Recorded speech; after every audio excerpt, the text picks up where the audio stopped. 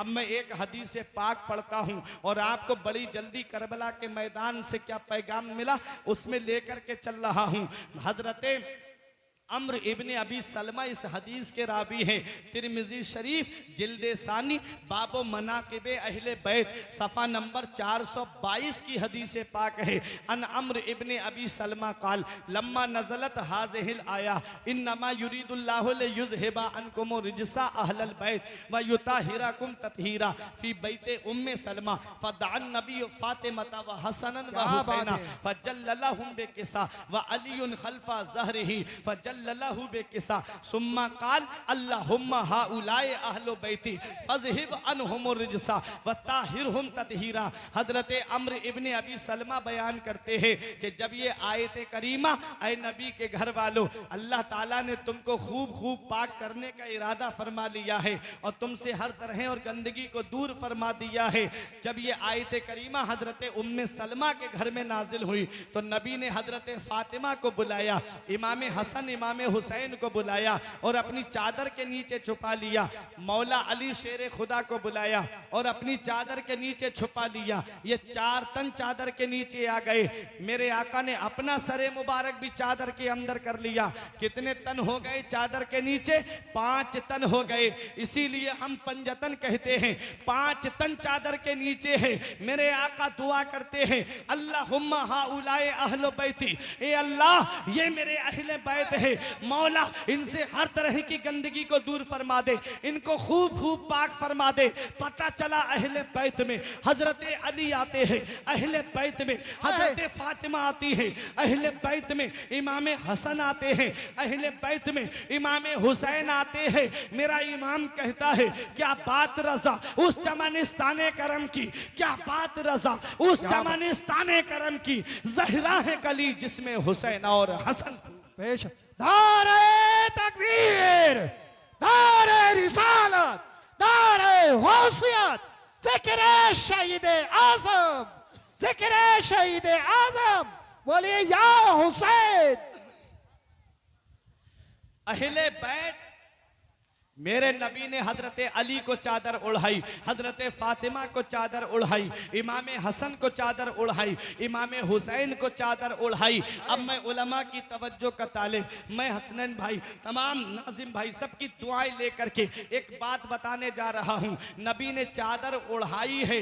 देखो नबी की चादर मुबारक है क्या? नबी की चादर मुबारक क्या है? मेरे आका की चादर मुबारक हुजरे में रखी हुई है। आका बाहर तशरीफ ले गए, हजरत आयशा सिद्दीका ने मेरे नबी की चादर को ओढ़ लिया। जैसे ही चादर का ओढ़ना था कि रहमतो अनवार की मूसलाधार बारिश को देख रही हैं, रहमतो अनवार की बारिश को देख रही हैं। हजरत आयशा सिद्दीका ने देखा। थोड़ी देर के बाद आका तशरीफ लाते हैं। मेरे आका के जिस्म मुबारक पर हाथ रख करके देखती हैं, अर्ज करती हैं या रसूल अल्लाह इतनी तेज बारिश हो रही है, आपका लिबास भीगा हुआ नहीं, आपका जिस्म भीगा हुआ नहीं, आपकी पेशानी पर बारिश के असरात जाहिर नहीं, या रसूल अल्लाह आपके कपड़ों पर पानी का असर नहीं। नबी ने फरमाया आयशा बारिश कहाँ हो रही है? अर्ज किया आका मैं देख रही हूँ। नबी ने फरमाया आयशा तुमने ओढ़ा क्या है? अर्ज किया आका आपकी चादर मुबारक रखी हुई थी, मैंने उस चादर को ओढ़ लिया है। मेरे नबी बाहर तशरीफ ले गए, हुजरे में मौजूद नहीं है। हजरत आयशा ने खुद से चादर को ओढ़ा है तो रहमतो अनवार की बारिश को देख रही हैं, रहमतो अनवार की मूसलाधार बारिश को देख रही हैं। हजरत आयशा सिद्दीका के सर से जब बात चादर को हटाया, पूछा अब बताओ। कहा या रसूल अल्लाह अब बारिश नजर नहीं आ रही है। नबी इरशाद फरमाते हैं आयशा ये मेरी चादर का कमाल है, जैसे ही मेरी चादर तुम्हारे सर पर आई तो तुमने रहमतो अनवार की मूसलाधार बारिश को देख लिया है। अरे जब हजरत आयशा मेरे नबी की चादर को खुद से ओढ़ ले तो रहमतो अनवार की मूसलाधार बारिश को देख ले। इधर मेरे नबी ने हजरत अली को चादर उड़ाई है, हजरत फातिमा को चादर उड़ाई है, इमाम हसन को चादर उड़ाई है, इमाम हुसैन को चादर उड़ाई है, और खुद साहिबे चादर भी मौजूद है, खुद मेरे आका भी मौजूद है। उधर हजरत आयशा खुद से चादर ओढ़ ले तो रहमतो अनवार की बारिश को देख ले।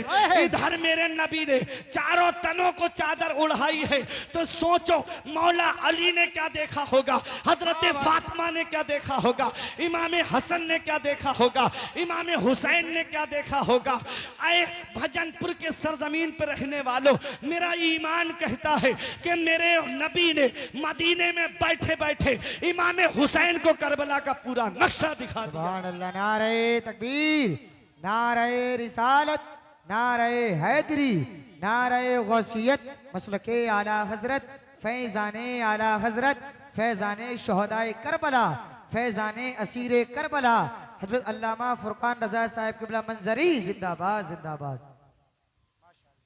उधर हजरत आयशा खुद से चादर ओढ़ लें तो आलम बाला में होने वाली रहमतो अनवार की बारिश को देख ले। जी इधर मेरे आका ने चादर ओढ़ाई है, खुद मेरे आका भी तशरीफ फरमा है, तो सोचो क्या देखा होगा हजरत अली ने, क्या देखा होगा हजरत फातिमा ने, क्या देखा होगा इमाम हसन और इमाम हुसैन ने। अब एक हदीस का मफहूम और सुनो, फिर मैं अपनी बात को आगे बढ़ाऊं। अब वाकई आप सुनते रहते हो, लेकिन मैं कुछ अलग से बात बताना चाहता हूं। नजरान के ईसाई मेरे आका के पास आए, आके बोले ईसा अलैहिस्सलाम के बारे में आप क्या कहते हैं। आका ने फरमाया वो अल्लाह के बंदे हैं, अल्लाह के नबी हैं, अल्लाह के रसूल हैं। बोले हम आपकी बात नहीं मानते। नबी ने फरमाया क्यों? बोले कोई बगैर बाप के भी पैदा होता है। ईसा अलैहिस्सलाम को अल्लाह ने बगैर बाप के पैदा किया है। उनका मकसद ये था, जो ईसाई हैं, जो क्रिश्चियन हैं, वो तसलीस के कायल हैं, वो तीन खुदा मानते हैं। हजरत ईसा को खुदा मानते हैं, हजरत मरियम को खुदा की बीबी मानते हैं माज़अल्लाह, और एक अल्लाह को खुदा मानते। तसलीस के कायल हैं, वो तीन खुदा मानते हैं। ईसा अलैहिस्सलाम को खुदा का बेटा कहते हैं माज़अल्लाह। अल्लाह ताला बेटे से पाक है, अल्लाह ताला रिश्तों से पाक है।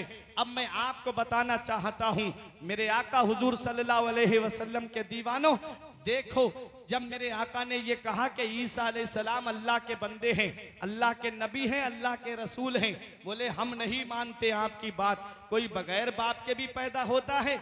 नबी ने फरमाया आदम अलैहिस्सलाम को क्या कहोगे, उनको तो अल्लाह ने बगैर माँ और बगैर बाप के पैदा किया है। ईसाई लाजवाब हो गए, बोले हम आपको मुबाहिले का चैलेंज करते हैं, तुम अपने घर वालों को ले आओ। हम अपने घर वालों को ले आते हैं और बाहर जंगल में चल के रब की बारगाह में दुआ करते हैं, मौला जो हक पे है उसे बचा ले, जो हक पे नहीं है उसे हिलाक कर दे। नबी ने फरमाया मुझे मंजूर है। अब मेरे आका हजरत फातिमा के मकान पे तशरीफ लाते हैं। हजरत फातिमा को अपने साथ लिया, मौला अली को अपने साथ में लिया। इमाम हसन नबी की अंगुश्ते मुबारक पकड़ के चल रहे थे और हुसैन को नबी ने गोद में लिया है। मोहब्बत से बोलो सुभान अल्लाह। इमाम हुसैन नबी की गोद में है, इमाम हसन बराबर में नबी की अंगुश्ते मुबारक पकड़ के चल रहे हैं। ठीक मेरे नबी के पीछे हजरत फातिमा है और हजरत फातिमा के पीछे मौला अली शेर खुदा है।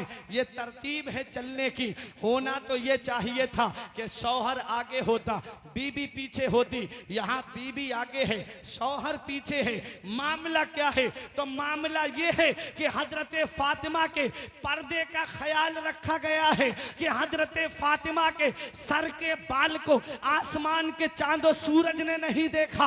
अगर हजरत फातिमा सबसे पीछे होती तो हजरत फातिमा के कदम का निशान जाहिर हो जाता और कदम के निशान पर गैर महरमों की नजर पड़ जाती। इसलिए हजरत फातिमा को बीच में रखा गया कि जहां नबी का कदम पड़े ठीक उसके ऊपर हजरत फातिमा का कदम पड़े और हजरत फातिमा के कदम के ऊपर ठीक मौला अली शेर खुदा का कदम पड़े, ताकि उनके कदम का भी, कदम के निशान पर भी किसी गैर महरम की नजर ना पड़े। मेरा इमाम पुकार के कहता है जिनका आंचल ना देखा महो महर ने, जिनका आंचल ना देखा महो महर ने, उस रिदाए नुजाहत पे लाखों सलाम। सैयदा जाहिदा तैयबा ताहिरा जाने अहमद की राहत पे लाखों सलाम। सुभान अल्लाह। नारे तकबीर, वो है नारे रिसालत, नारे हैदरी, नारे गौसियत, मसलके आला हजरत जिंदाबाद। जब मेरे आका चले पहाड़ी के उस पार नजरान के ईसाई,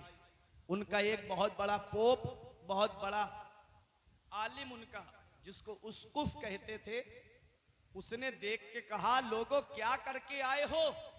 बोले, हम मोहम्मद को मुबाहिले का चैलेंज करके आए हैं। बोला, क्या तुम्हारा दिमाग खराब हो गया है? तुमने इतनी बड़ी बात कर दी। तुम जानते नहीं हो, जिस कौम ने अपने पैगंबर से लड़ाई की है, अल्लाह ने पूरी कौम को तबाह कर दिया है, अल्लाह ने पूरी कौम को हिलाक कर दिया है। तुमने मुबाहिले का चैलेंज कर दिया। इनकी गोद में मैं ऐसा बच्चा देख रहा हूँ, इनके बराबर में मैं ऐसा बच्चा देख रहा हूँ। अगर इनके नाना ने हमारे लिए बद्दुआ कर दी और इस बच्चे ने आमीन कह दी, तो कयामत तक के लिए ईसाइयत खत्म हो जाएगी, कयामत तक के लिए ईसाइयत नेस्तो नाबूद हो जाएगी।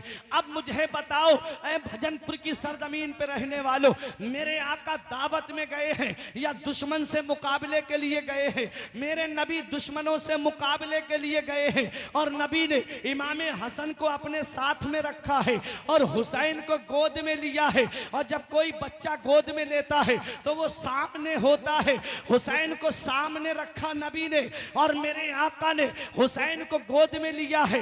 जब कोई किसी बच्चे को गोद लेता है तो बच्चे को संभालना भी पड़ता है। आप जब बच्चे को गोद लेंगे तो आप उस बच्चे की सपोर्ट भी करेंगे, आप उस बच्चे की देखभाल भी करेंगे, उस बच्चे की पूरी हिफाजत भी आप करेंगे। मेरे नबी ने हुसैन को गोद में लिया है, और हुसैन को नबी उसी वक्त बता रहे हैं, ऐ मेरे बेटे हुसैन, तेरा नाना जैसे आज दुश्मनों के मुकाबले में तुझे संभाले हुए है, ऐसे ही करबला के मैदान में भी तेरा नाना तुझे संभाले होगा।